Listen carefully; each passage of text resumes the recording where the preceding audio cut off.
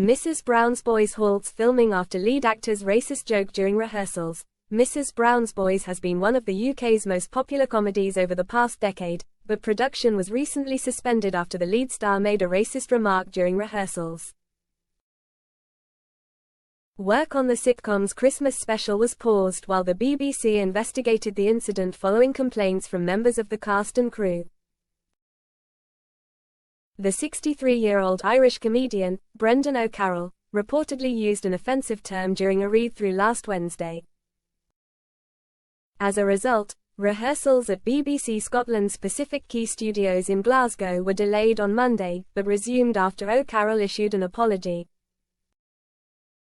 In a statement to the Mirror, O'Carroll explained, "During a read-through of the Mrs. Brown's Boys Christmas specials, I made a clumsy attempt at a joke that implied a racial term. It backfired and caused offense, which I deeply regret and for which I have apologized."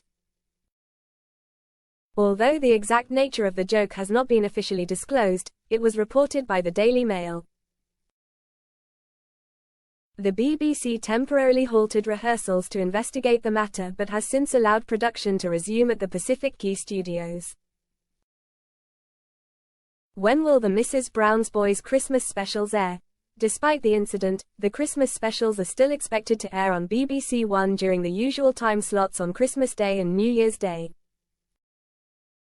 A BBC spokesperson commented, "While we do not comment on individual cases, the BBC opposes all forms of racism and has robust processes in place to address such issues when they arise." Brendan O'Carroll, who created Mrs. Brown's Boys, first brought the show to the screen in 2011. He plays the lead role of Agnes Brown, and the series has since won Best Comedy at the National Television Awards 6 times. Additionally, a 5th series of the show has been commissioned, with production scheduled to begin in the spring.